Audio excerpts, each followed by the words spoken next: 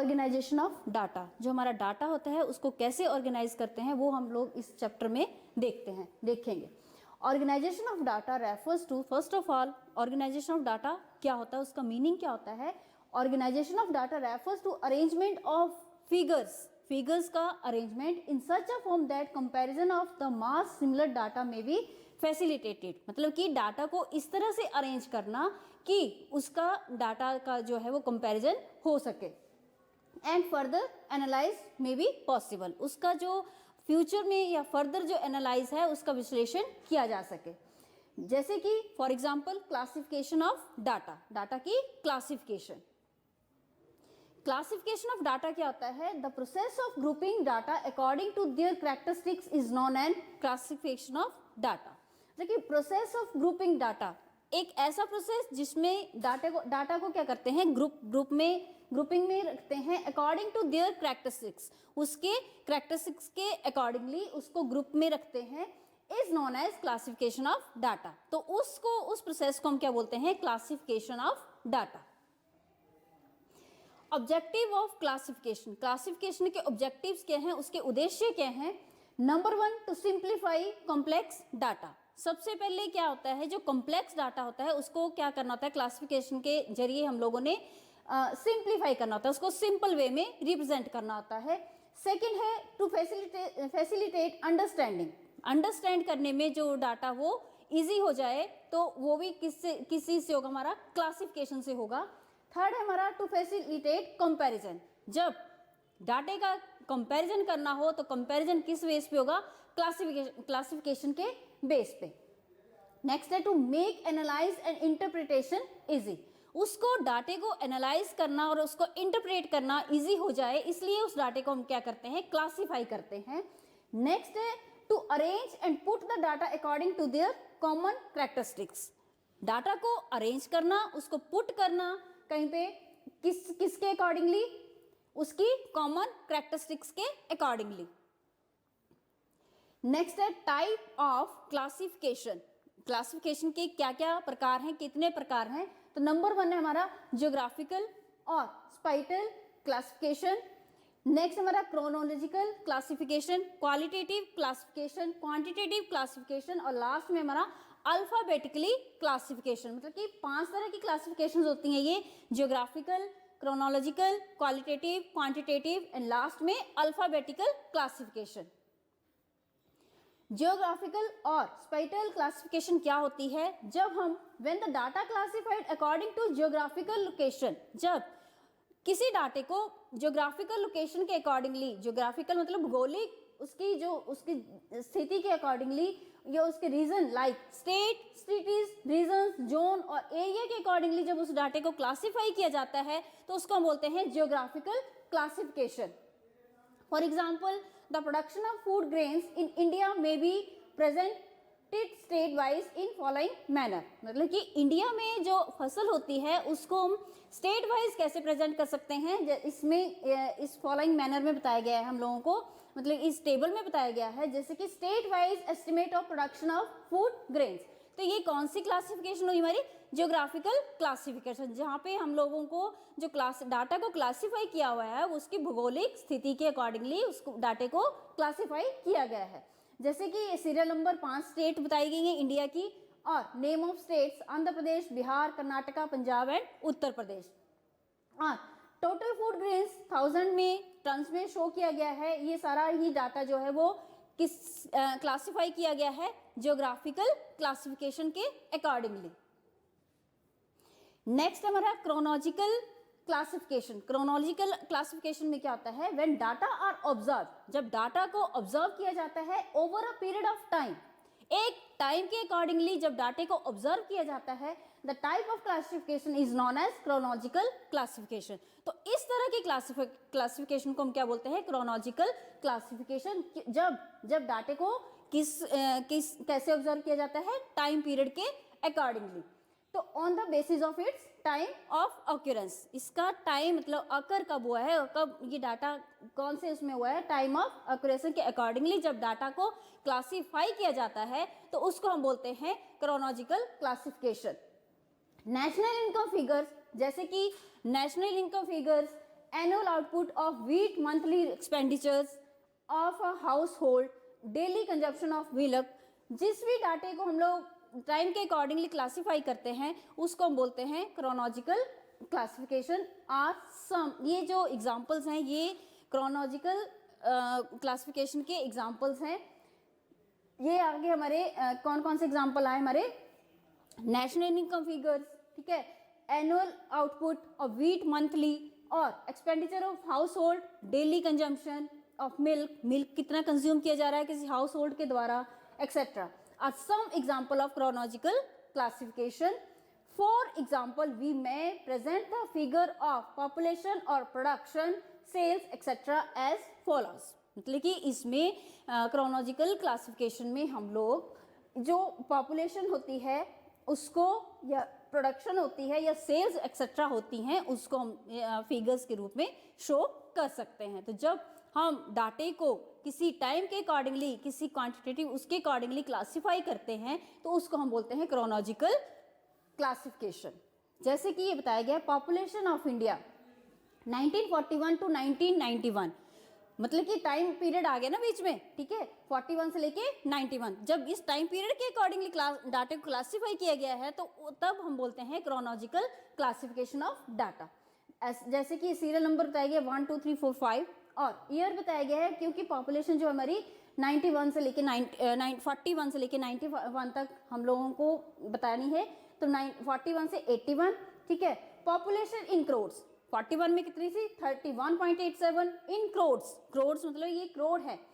51 में 36.11 करोड़, 61 में 43.91 करोड़, 71 में 54.82 करोड़, और 81 में 68.33 करोड़। तो टाइम के अकॉर्डिंगली जब डाटा को क्लासिफाई किया जाता है तो ये हमारी है एक क्रोनोलॉजिकल क्लासिफिकेशन का एग्जाम्पल। नेक्स्ट आई हमारी अल्फाबेटिकल क्लासिफिकेशन। अल्फाबेटिकल क्लासिफिकेशन क्या होती है, when the data are arranged according to alphabetical order. जब डाटे को हम लोग अल्फाबेटिकल ऑर्डर में अरेंज करते हैं, अल्फाबेटिकल मीन्स ABCDEFGH, ऐसे अल्फाबेटिकली जब हम किसी डाटे को अरेंज करते हैं तो उसको हम बोलते हैं अल्फाबेटिकली क्लासिफिकेशन। फॉर एग्जाम्पल क्या आएगा इसमें, state wise density of population in India, मतलब स्टेट वाइज जो इंडिया की पॉपुलेशन है वो शो करना, is defined in an alphabetically order. जो पॉपुलेशन है इंडिया की उसको अल्फाबेटिकली स्टेट वाइज, जैसे ए से जो स्टेट आएंगे आंध्र प्रदेश, आसाम वगैरह वो पहले आएंगे, बी से बिहार, वैसे वैसे स्टेट्स पहले आएंगे, अल्फाबेटिकली स्टेट्स पहले आएंगे। उसके बाद अल्फाबेटिकली जब किसी डाटे को क्लासिफाई किया जाता है तो उसको हम बोलते हैं alphabetically classification. Showing the density of population in an alphabetical order. ये अल्फाबेटिकल ऑर्डर में जब पॉपुलेशन को क्लासिफाई किया गया है उसका टेबल बताया गया है। ये देखिए, नेम ऑफ स्टेट्स, पहले ए से आया, फिर बी से, फिर बी के बाद CDEFG GH और ये K, मतलब अल्फाबेटिकली चले हुए। ये Andhra Pradesh, Assam, Bihar, Gujarat, Haryana, Himachal Pradesh and Kerala. Density of population per square kilometre, per square kilometre में कितनी पॉपुलेशन है, आंध्र प्रदेश में 157, असम में है 150, बिहार में है 324, गुजरात में है हमारी 136, हरियाणा में है हमारी 225, हिमाचल प्रदेश में हमारी 62 और केरला में हमारी 548 पर स्क्वायर किलोमीटर। नेक्स्ट हमारी क्वालिटेटिव क्लासिफिकेशन। क्वालिटेटिव क्लासिफिकेशन में क्या आएगा, we may first divide the population into males and females on the basis of the attribute of sex. Each of these class may be further subdivided into literacy and illiterate। ठीक है, तो सबसे पहले क्या होगा इसमें क्वालिटेटिव में जो हमारी पॉपुलेशन है उसको हम डिवाइड करेंगे मेल्स एंड फीमेल्स में। उसके बाद जब मेल एंड फीमेल में उसको डिवाइड कर दिया उसके बाद लिटरेट एंड इलिटरेट, जो अनपढ़ता और उसमें डिवाइड करेंगे on the basis of attribute literacy. Further classified can be made on the basis of same other attribute से एम्प्लॉयमेंट। फिर एम्प्लॉयमेंट और अनएम्प्लॉयमेंट के रूप में जब डाटे को क्लासीफाई किया जाएगा तो ये जो एक क्लासिफिकेशन हो रही है ये हो रही है क्वालिटेटिव क्लासिफिकेशन। नेक्स्ट हमारी क्वांटिटेटिव क्लासिफिकेशन। क्वांटिटेटिव क्लासिफिकेशन में क्या होगा? Quantitative classification is refer to the classification of data according to some characteristics that can be measured such as height, weight, income, sales, profit, production etcetera. जब किसी डाटे को quantity के base के ऊपर क्लासीफाई किया जाए तो उसको हम बोलते हैं क्वांटिटेटिव क्लासिफिकेशन। और क्वांटिटेटिव क्लासिफिकेशन कैसे के एग्जाम्पल क्या क्या हैं? जैसे कि height, weight, income, sales, profit, production etcetera. For example, the student of a college may be classified according to weight as follows. जैसे कि किसी कॉलेज के बच्चों को उनको क्लासिफाई किया जा रहा है उनके वेट के अकॉर्डिंगली, उनके भार के अकॉर्डिंगली, तो वो वाली जो क्लासिफिकेशन होगी उसको हम बोलेंगे क्वांटिटेटिव क्लासिफिकेशन। क्वांटिटेटिव क्लासिफिकेशन में क्या आएगा? वेट है, जैसे बताया गया कि किसी कॉलेज के बच्चों का जो डाटा है उसको वेट वाइज क्लासिफाई किया जा रहा है, तो 40 to 50 के अंडर कितने बच्चे आ रहे हैं? Number of student 60। 50 to 60 के अंडर कितने बच्चे आ रहे हैं? 50। 60 to 70 के अंडर कितने बच्चे आ रहे हैं? 28। और 70 to 80 के अंडर कितने बच्चे आ रहे हैं? 20। और 80 to 90 के अंडर कितने बच्चे आ रहे हैं? 12। और टोटल बच्चे कितने हैं ये हमारे पास? 170 स्टूडेंट्स का जो है वो वेट वाइज डाटा तैयार किया गया है, तो उस डाटे को हम क्या बोलेंगे? Quantitative classification. Characteristics of a good classification. जो गुड क्लासिफिकेशन है उसके कैरेक्टरिस्टिक्स क्या होते हैं, उसके विशेषताएं क्या होती हैं? नंबर 1 कॉम्प्रिहेंसिव, ठीक है। नंबर 2 क्लैरिटी, क्लियर होनी चाहिए ये। Number 3 homogeneity. Number 4 stability, stable होनी चाहिए। सुटेबल और स्टेबिलिटी होनी चाहिए। और नंबर 6 है इलास्टिक होनी चाहिए। तो ये कैरेक्टरिस्टिक्स हैं ऑफ गुड क्लासिफिकेशन की। Concept of variable. नेक्स्ट हमारा वेरिएबल क्या चीज है? A characteristics or phenomena which is capable to being measured and change its value over time is called variable। मतलब कि एक ऐसा फैक्टर या फेनोमिना जिसका कि जो capable to being measured and change, उसको मेजर किया जा रहा है एंड चेंज इट्स वैल्यू, अपनी वैल्यू को चेंज कर रहा है, तो उसको हम बोलते हैं over time is called variable. ठीक है। तो वेरिएबल नेक्स्ट है डिस्क्रीट वेरिएबल। डिस्क्रीट वेरिएबल क्या होता है? Discrete variable are those variables, ऐसे variables that increase in jump और इन कंप्लीट नंबर्स और फ्रैक्शन इज पॉसिबल। ऐसे वेरिएबल जो कि जंप करते हैं अगले नंबर के लिए और ए फ्रैक्शन भी इसमें पॉसिबल है। जैसे कि for example number of students in a class, एक क्लास में स्टूडेंट्स के number of cars in a showroom. ठीक है, तो जंप कर रहे हैं, देखिए 1 से 2, 10 और 15। तो ये कौन से वेरिएबल हुए? डिस्क्रीट वेरिएबल, जब नंबर ही जंप करते हैं। नेक्स्ट है कॉन्टिन्यूस वेरिएबल।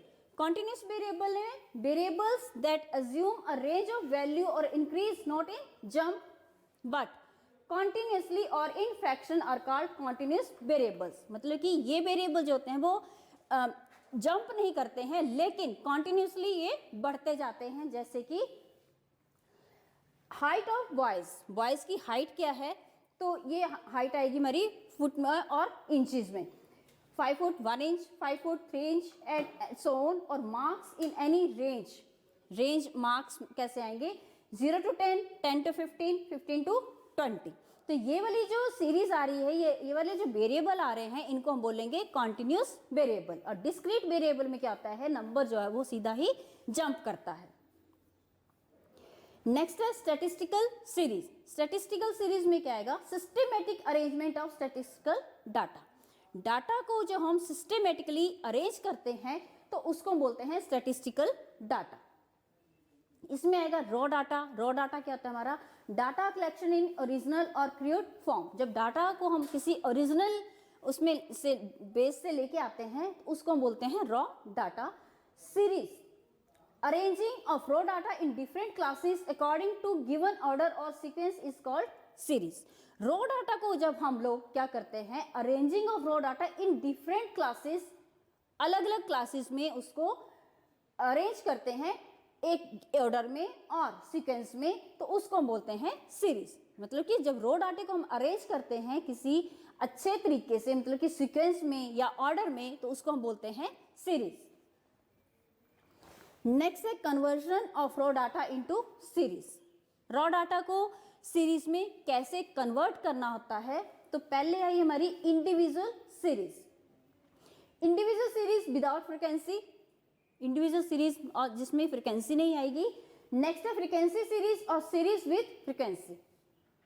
जब डाटा सीरीज फ्रीक्वेंसी के साथ आएगी तो उसको हम बोलेंगे फ्रीक्वेंसी सीरीज और सीरीज विथ फ्रीक्वेंसी। सबसे पहले आएगी हमारी इंडिविजुअल सीरीज। क्या है? The arrangement of raw data individually without frequency.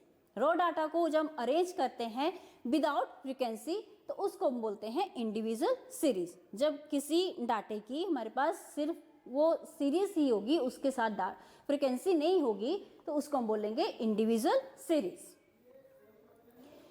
Individual series का एग्जांपल है ये। Individual series can be express in two ways. Individual series को दो तरीकों से हम लोग एक्सप्रेस कर सकते हैं। कैसे कैसे? According to serial number. Serial number के अकॉर्डिंग हम इसको शो कर सकते हैं। जैसे कि ये है रोल नंबर 1 2 3 4 और मार्क्स हमारे आगे 30 25 15 30 है 25। तो ये एक एग्जांपल है किसका? इंडिविजुअल सीरीज का। नेक्स्ट है इसको हम रखेंगे अकॉर्डिंग टू सीरियल नंबर्स में, और सेकंड है इसका असेंडिंग और डिसेंडिंग ऑर्डर। इसको हम या तो बढ़ते हुए क्रम से लिखेंगे या घटते हुए क्रम से लिखेंगे, असेंडिंग और डिसेंडिंग ऑर्डर में। In ascending order smallest number is placed first. Ascending order में क्या होता है? जो सबसे छोटा नंबर होता है उसको सबसे पहले लिखा जाता है, और डिसेंडिंग ऑर्डर में क्या होता है? The highest number is placed first. Descending order में जो हाईएस्ट नंबर होता है उसको फर्स्ट, सबसे पहले उसको रखा जाता है। तो इंडिविजुअल सीरीज में सबसे पहले उसको सीरियल नंबर के अकॉर्डिंगली रखा जाता है, और सेकेंडली उसको असेंडिंग और डिसेंडिंग ऑर्डर में रखा जाता है। नेक्स्ट हमारी फ्रीक्वेंसी सीरीज। फ्रीक्वेंसी सीरीज क्या होती है? ये भी फर्दर टू टाइप्स में आती है। टू मतलब कि डिस्क्रीट सीरीज और फ्रीक्वेंसी एरे, इसको हम बोलेंगे टू टाइप्स में। डिस्क्रीट सीरीज है और फ्रीक्वेंसी एरे है। टेलीवाज में है ये। No class interval, class interval इसमें नहीं होंगे। सेकंड है फ्रीक्वेंसी डिस्ट्रीब्यूशन टेलीवाज विद क्लास इंटरवल्स। टेलीवाज कैसे होंगे? इसमें क्लास इंटरवल्स के साथ होंगे। नेक्स्ट हमारी फ्रीक्वेंसी डिस्ट्रीब्यूशन। फ्रीक्वेंसी डिस्ट्रीब्यूशन में क्या आएगा? Frequency distribution refer to a table in which observe value of a variable are classified according to their numerical magnitude. मतलब फ्रीक्वेंसी डिस्ट्रीब्यूशन जो होता है वो table in which observe value in a variable are classified according to their numerical magnitude. इसमें आएगी पहले हमारी discrete series. Discrete series में क्या आएगा? A variable is called discrete series in the if the variable can take only some particular values. जब a variable is called discrete, if variable को discrete कब कहा जाता है? जब variable can take only some particular values. जब variable जो है सम पर्टिकुलर वैल्यूज को लेगा तब उसको हम बोलेंगे डिस्क्रीट सीरीज। और नेक्स्ट है कॉन्टिन्यूस सीरीज। कॉन्टिन्यूस सीरीज में क्या होगा? A variable is called continuous if it can take any value in given range. जब वो रेंज में कोई भी वैल्यू को ले लेगा तो उसको हम बोलेंगे continuous series. In constructing continuous series we can across terms like. जब कॉन्टिन्यूस सीरीज बनती है तो इन टर्म्स को हम लोग रखते हैं सामने। Number 1 class. Each given internal is called class. जैसे 0 to 5, 5 to 10, ये तो ये क्या बनी हमारी? क्लास। नेक्स्ट है class limit. There are 2 limits, upper limit and lower limit. Upper limit मतलब कि जैसे कि 0 to 5 में जो है 5 जो हमारा अपर लिमिट है और 0 जो हमारा लोअर लिमिट है। तो 2 लिमिट्स बनती हैं क्लास में, upper limit and lower limit. Next है class interval. Difference between upper limit and lower limit. Class interval में क्या आएगा हमारा? Difference between lower limit and upper limit. मतलब कि जैसे 0 to 5 है तो इसमें 5 to 10 है तो इसमें कितना डिफरेंस चला हुआ है? 5 का। ठीक है। Range, difference between upper limit and lower limit. ये भी वही चीज है कि अपर लिमिट और लोअर लिमिट में कितना डिफरेंस है। मिड पॉइंट और mid value, upper limit plus minus lower limit upon 2, mid value minus नहीं होता, ये प्लस होता है, मतलब कि लो upper limit plus lower limit upon 2, mid value मतलब कि 0 + 5 अपॉन 2, तो उसकी मिड वैल्यू आएगी हमारे पास 2.5। जैसे 5 to 15 है तो इसका 5 + 10 15 अपॉन 2, तो 15 अपॉन 2 मतलब कि 7.5। तो 2.5 और 7.5 में जो फर्क है, डिफरेंस है, वो है 5 का। नेक्स्ट है फ्रीक्वेंसी। फ्रीक्वेंसी में number of items observations falling with in a particular class. इसमें क्या होता है, जो नंबर ऑफ आइटम्स होती हैं वो आती हैं पर्टिकुलर क्लास में।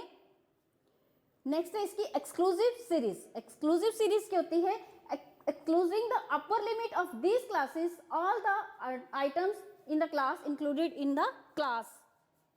For example, marks and number of students.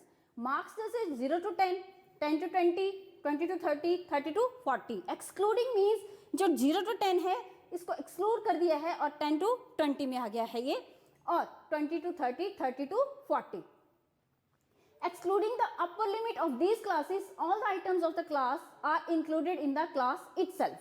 मतलब कि ये जो क्लास बनी हुई है 0 to 10, इसकी सारी आइटम जो है इसी के अंदर एक्सक्लूसिव एक्सक्लूड है, ठीक है। तो नंबर ऑफ स्टूडेंट्स जैसे मार्क्स हमारे 0 to 10, 10 to 20, 20 to 30 and 30 to 40, और नंबर ऑफ स्टूडेंट्स हमारे 2, 5 to 1। इसी तरह से इंक्लूसिव क्लास होती, इंक्लूसिव सीरीज होती है। इंक्लूसिव सीरीज में क्या आएगा, inclusive series upper class limit of classes are included in the respective class. जो अपर लिमिट होती है एक क्लास की, वो क्या होती है, इंक्लूड होती है द रिस्पेक्टिव क्लास में।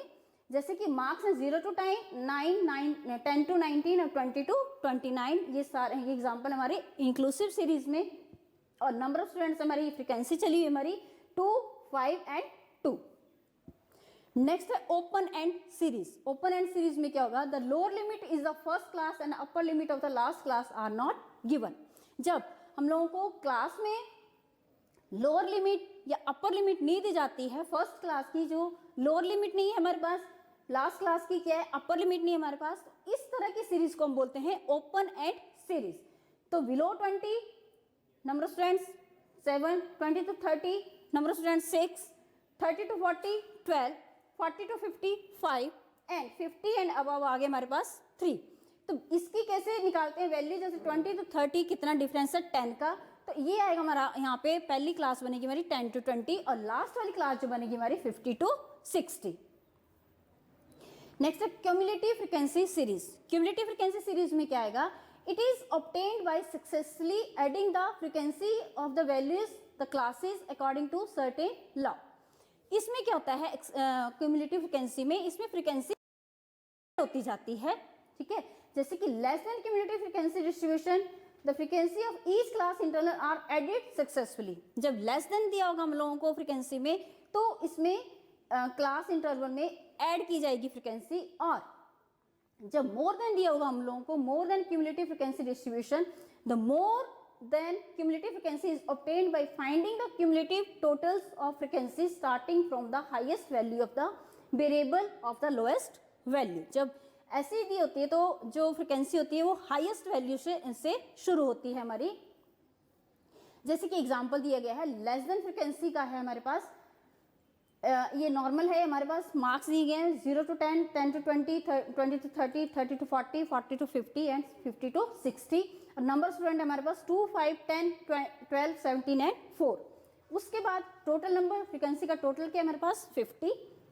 इसके बाद जब आया लेस देन में, देखिए लेस देन में कैसे दी हुई है इसमें फ्रीक्वेंसी 2, 7, 17, 29, 46 एंड 50।